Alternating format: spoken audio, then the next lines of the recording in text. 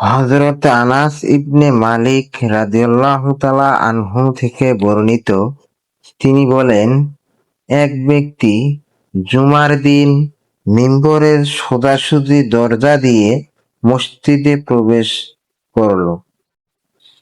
রাসূলুল্লাহ সাল্লাল্লাহু আলাইহি ওয়াসাল্লাম তখন দাঁড়িয়ে খুতবা দিচ্ছিলেন।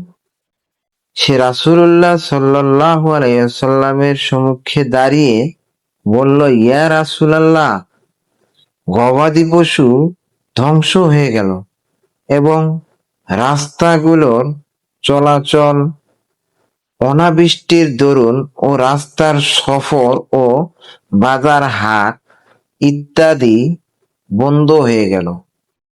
সুতরাং আপনি আল্লাহর কাছে দোয়া করুন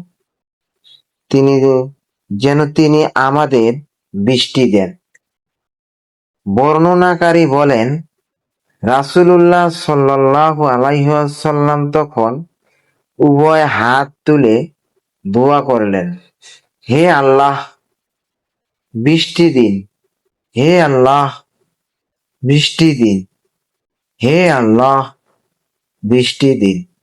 আনাস রাদিয়াল্লাহু তাআলা আনহু বলেন, আল্লাহর কসম, আমরা তখন আকাশে মেঘমালা, মেঘের চিহ্ন বা কিছুই দেখতে পাইনি।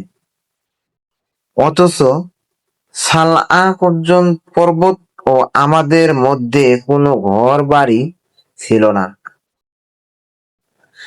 আনাস রাদিয়াল্লাহু তাআলা আনহু বলেন, হঠাৎ সালআ পর্বতের পিছন থেকে ডালের মতো মেঘ বেরিয়ে এলো এবং তা মধ্য আকাশে পৌঁছে বিস্তৃত হয়ে পড়ল।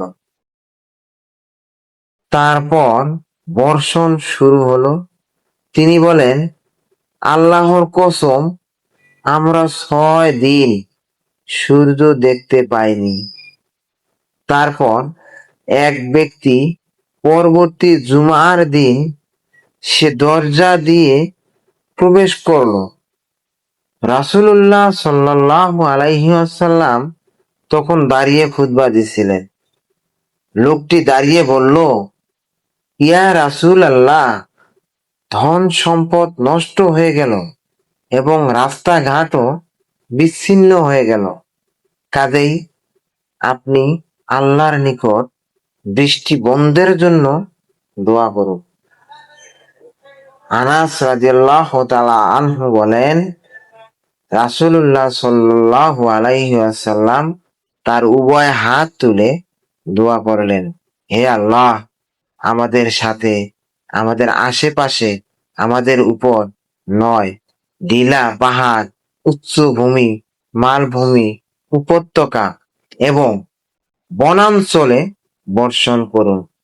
আনাস রাদিয়াল্লাহু তাআলা আনহু বলেন, এতে বৃষ্টি বন্ধ হয়ে গেল এবং আমরা মসজিদ থেকে বেরিয়ে রোদে চলতে লাগলাম।